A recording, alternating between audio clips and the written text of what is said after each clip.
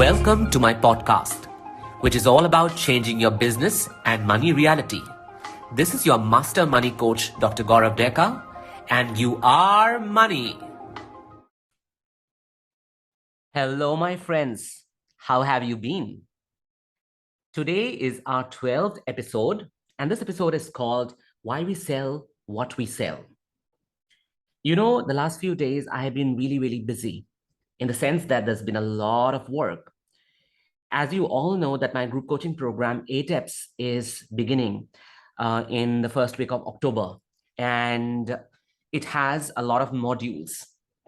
So I have been recording a lot of videos for all of those modules.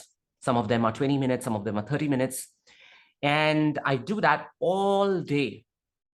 And towards afternoon, I go and work out in the gym. And when I come back, I am not left with a lot of energy in my body.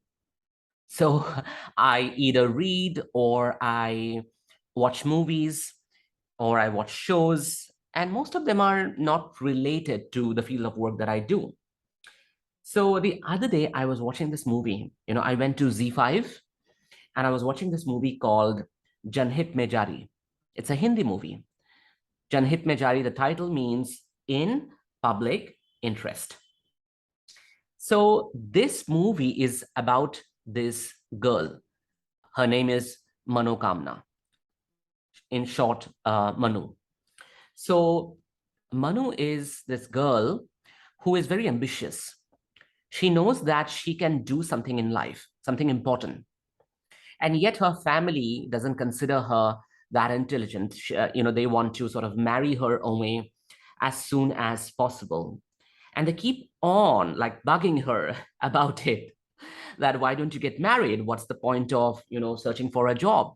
What's the point of, trying your head out so much, figuring out what job to take? And who's going to give you a job? You are a girl living in a small town, and the name of the town is Chanderi.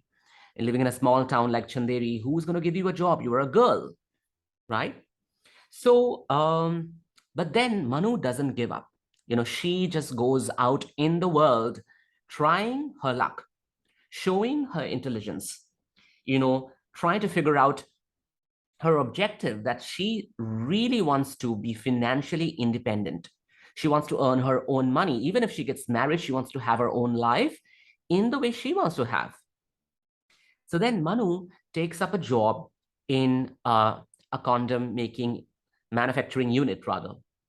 And she becomes the chief sales executive of delivering condoms to different chemists, to different pharmacies across the township.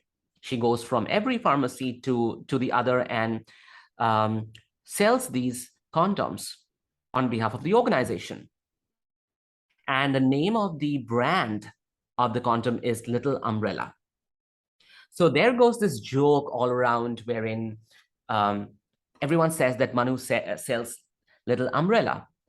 And initially, she also has to hide that fact from her own family, that she works in a condom making company, and she is the salesperson. She goes from, door to door to pharmacy, selling these condoms, telling people why she believes in the product. Now, then what happens is she falls in love with this guy who happens to be later Manu's boyfriend. He doesn't have a job. So Manu initially hides it from him, but as a result of a few consequences, she has to reveal it to him that she works as a sales executive for a brand of condom. And initially, even he is shocked, and he doesn't know how he's going to tell his family about the girl he is in love with. Because it's a small town, there's a lot of shame around it. People consider it dishonorable that a woman is a sales executive for a condom company, that she goes from place to place selling condoms, telling people about it. So there are a lot of scenes around it in the movie, which shows how people see this profession, how people judge her, how people, feel the indirect shame that a girl is selling condoms. They feel the secondhand embarrassment vicariously, that how can a woman in a small town like Chanderi can do something like this? And then finally, Manu gets married to this boy. And initially, the boy has to hide it from his family, Manu's in-laws. And then there are a series of events, it's very, very comical. I also laughed a lot. And finally, what happens is the in-laws come to know about it. That little umbrella is not actually umbrella, it's a brand of condoms. And then hell breaks loose. After a series of episodes and experiences, Manu has to quit the job in order to please her in-laws, in order to be with her husband. And as a result, what happens is um, she then now goes ahead and sells something else.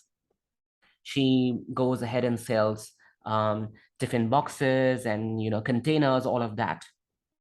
And then the family is happy. They are quite at peace with it. They do not have to suffer the embarrassment that they were feeling because their daughter-in-law was going and selling condoms. Because that's how the culture is. That's how the society is in that township, in that place. And then one fine day, what happens is Manu is passing through the road, and then she sees this, village court where there is a young girl, teenager, and then there is a man, and then there is a whole group of people around it. And the village man is trying to, come to a conclusion wherein this little girl is pregnant with a man's child. And the village man, the head man, says that it's the girl's fault, it's not the boy's fault, that the girl is supposed to take care, that it's not the man's job to ensure whether the girl gets pregnant or doesn't. It's not the man's responsibility. And when Manu sees this, when she hears this and witnesses this event, she is shocked to her bones. She's unable to take it. And then she goes home furious, helpless, completely agitated, and tells her husband that this is what I witnessed. I feel so bad about it. I don't know what this girl is going to do. And her husband is not very bothered about it. It doesn't touch him. It doesn't concern him. And that enrages Manu even more. How men react to women's issues as if the woman is the one who is supposed to ensure somehow that she does not get pregnant, as if it's the woman's job to block things from happening. It's as if it's the woman's job to make sure that the man doesn't have to take responsibility whether when he penetrates her, she gets pregnant or not. And that's what moves Manu. After a few days, when she's out doing her regular job, selling containers and tiffin boxes, she comes to know that that girl who was pregnant with that man's child, the young girl, she loses her life, that she's lost her life because of all the shame and all the judgments and all the guilt that was projected on her by this whole society, by the entire village, all the men. And the person who was the father of that child, who refused to take all responsibility and everyone supported him, she goes and tries to abort this child, this young girl, and in the process, she loses her life. And that is absolutely devastating for Manu. She is unable to absorb this fact. She's unable to accept it. And when she gets to know about it, when she, you know, goes back home, she's a completely changed woman. Now she wants to go back to her previous job where she sold condoms. She was the sales executive because she believes in the purpose now. She figures out that it's not important for anyone to support her in this journey. It's also not important for her to listen or pay attention to all the judgments that will eventually follow, whether it's her husband who would not approve, or whether it's her in-laws who would ask her to leave their place, or whether it's the rest of the society and township who will shame her for doing this work. It's not important for her because she believes in the purpose. She believes that it's not the men whom she would want to educate because she realizes that it's not the men who go through the issue, go through the problem. It's not them who get pregnant and who have to go and abort and lose their life. It's the women in that town who face that issue, who face that problem. So her target audience now are women there. And initially, of course, when she has to go and tell women about how they should carry condoms with them so that they can inspire and motivate their men to wear them during sexual intercourse, she faces a lot of backlash, like a lot of it. And she doesn't give up because it's not the backlash which is important for her. It's not the judgments which is important for her. It's the purpose she believes in. She believes that by doing this, she is making the kind of contribution to this world, to that town, that no one can, because she has a completely different lens now, completely moved by the experience that she just goes through with that girl, right? Witnessing that experience.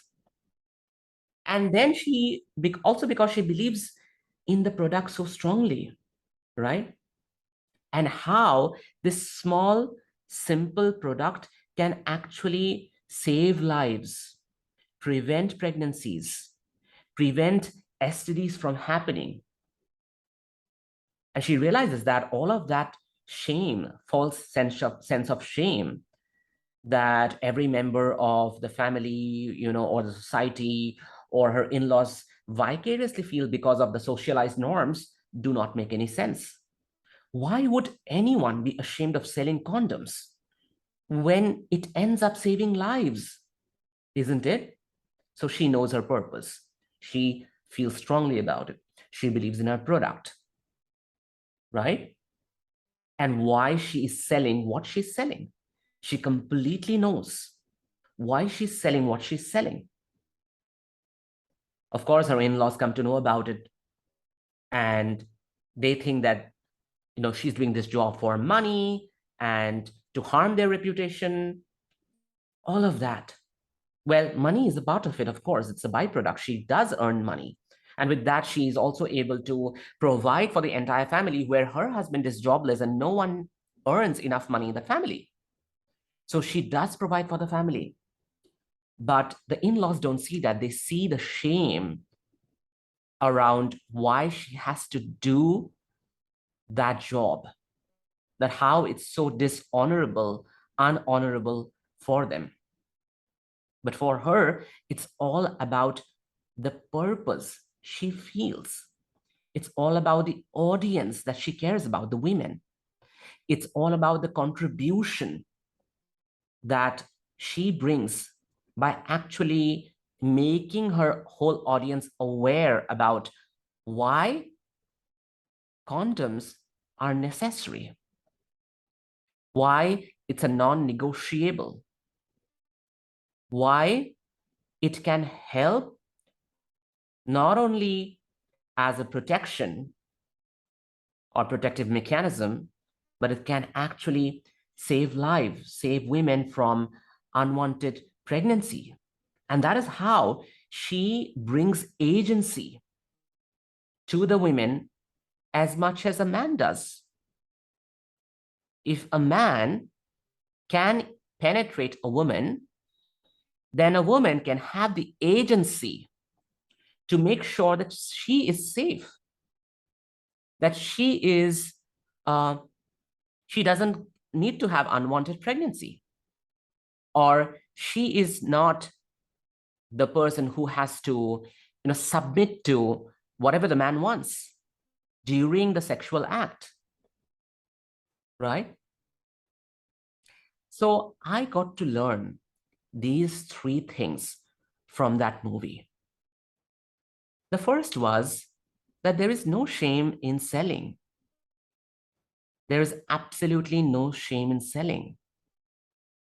You do not know what kind of contribution you are making to the world by selling what you are selling.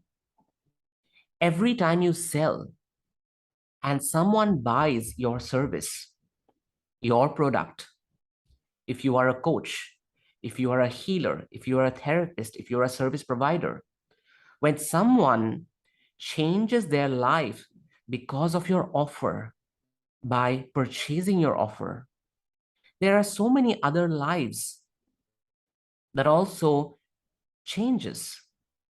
Maybe lives are saved, who knows? To have a sound mind, to have clear thinking, to be able to be in touch with our bodies, to be able to move towards our goal in the way we want to move. And if healing, coaching, mindfulness, all of those things can save life as much as a condom does, what is the shame in making that contribution? That's the first lesson I gained by watching this movie. The second thing was knowing my purpose in selling what I'm selling. You knowing your purpose in selling what you are selling. For example, by selling ATEPS, which is my business coaching program, I'm very aware of my purpose.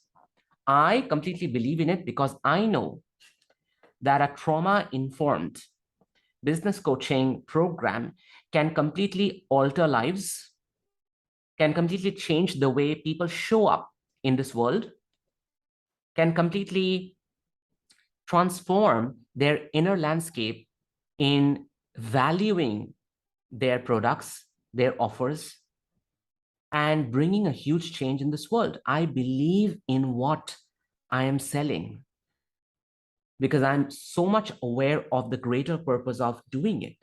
So whatever you are selling, you have to ask yourself the purpose, the reason why you believe in it.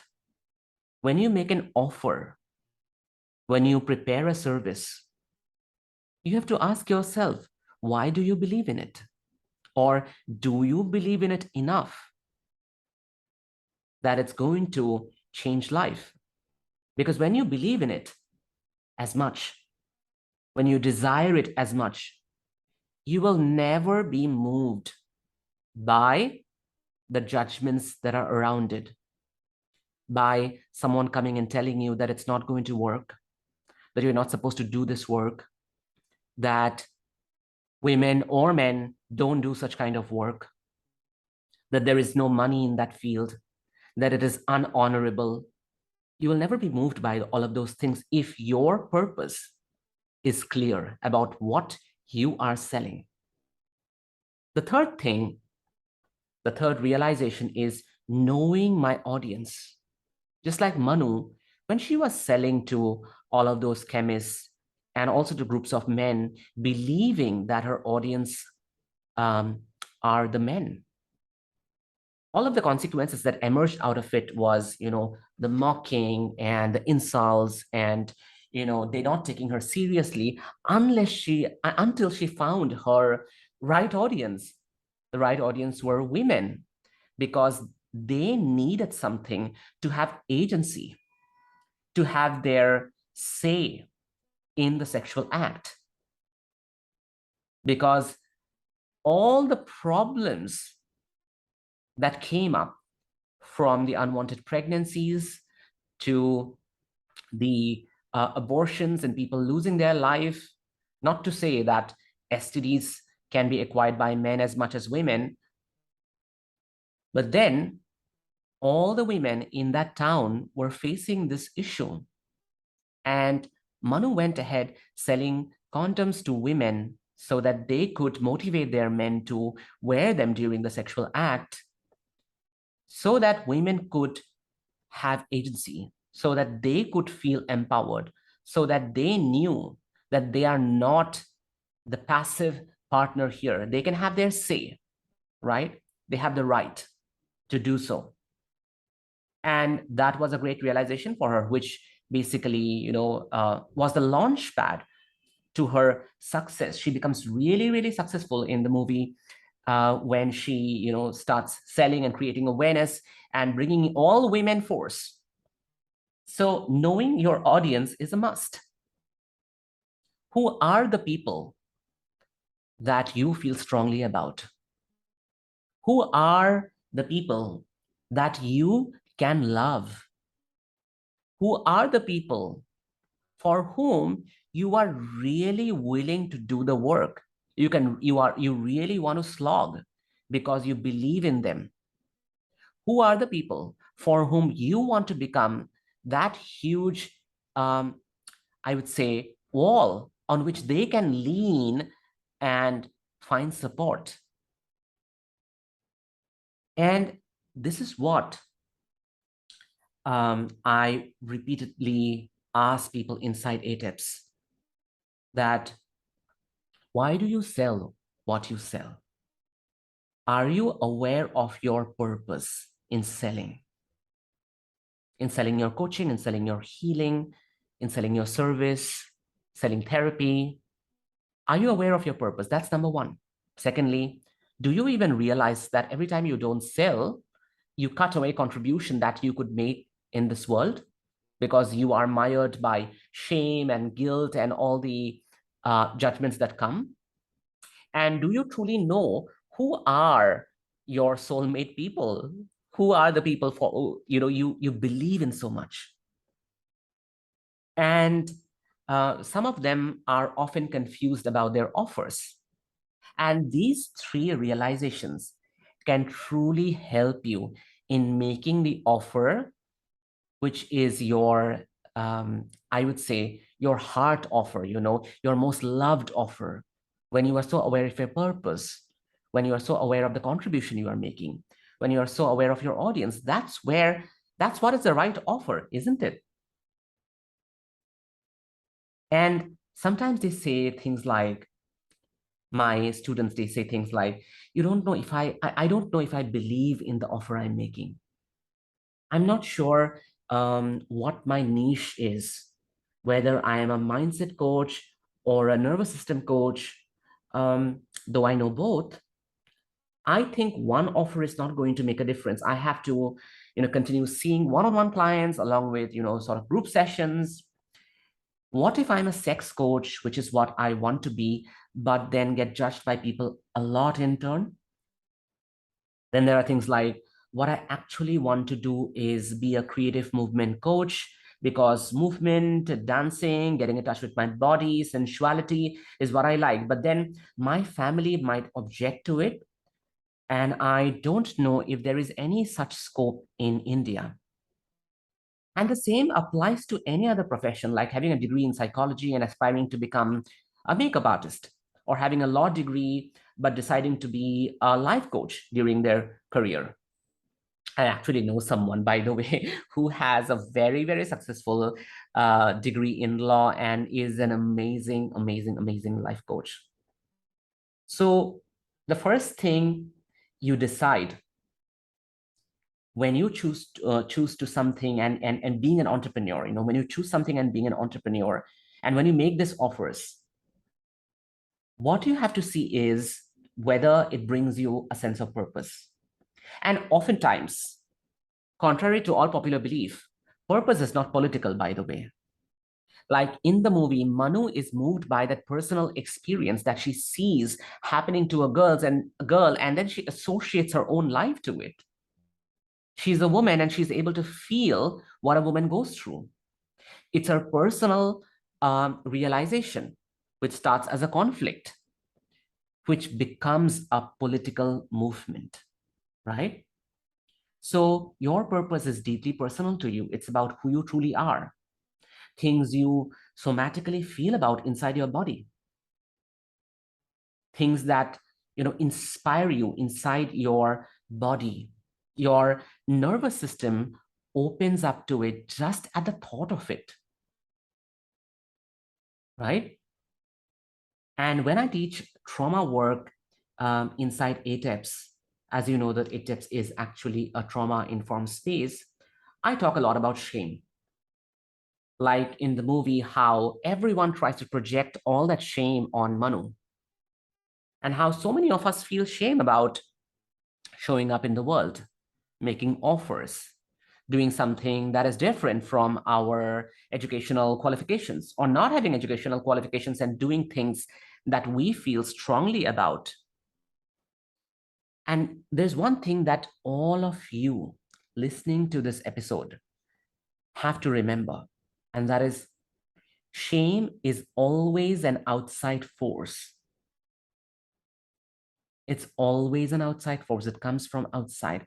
It doesn't come from inside you.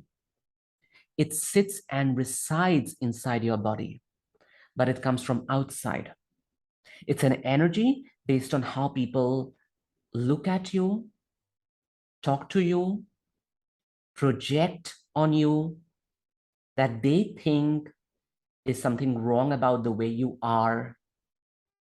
And it's a result of growing in a certain culture, growing in a certain probably neighborhood, in a certain geography, in certain political setup.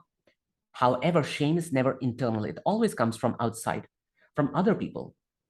When a child is, born, and the child just walks, and the child just walks around the house naked, the child is never, ever aware of shame. There is not an iota of shame inside the child that the child can actually feel. It not only doesn't have the cognitive ability to feel that shame, we can say that shame has not entered the child's body. Only when someone shows the child and says things like, it's naked, and, tries to educate the child about uh, the fact that it's not wearing clothes, or sort of in a very funny or even in a mockish way says, oh, there you go, my naked baby, something like that. How we tease children and how we make children aware of the shame around them, that they should be wearing clothes. That is only when the child is slowly becoming aware of the fact that there's something called shame. And later on, the child becomes even more susceptible to shame, because when people say things like, look at your smile, you don't, how do you smile? It's so weird, it's so strange. Look at the clothes you are wearing. uh, you are not at par with the rest of your friends. Look at those sneakers, they are so dirty, right? And it's so funny how you speak. You don't even know how to speak. And then the child probably is asked to perform in front of people, and sometimes people make noises and they laugh, and that's when the shame enters. What I mean to say here is shame is an outside force which is not inherent in us. It enters us through different ways. They do not have to be very direct in nature. They can simply be projections. People looking at us a certain way, people making certain kind of faces, people saying certain kind of things, not to us, maybe even to a group, and we may just absorb that, right? And that's how shame comes in. And when we make the journey to what we truly believe in, knowing the purpose of why we do certain things that we do, why we sell what we sell, that is when we make this reverse journey of taking off all those layers of shame and going back to our truest naked self. And that naked self is our authentic self, our authentic being, right? Our authentic being. And that's who we need to become. And the interesting part is when we become the most authentic, real, honest, naked version of ourselves, we also attract audiences who are real, who are raw, who are naked, who are honest, and they eventually become our soulmate audience.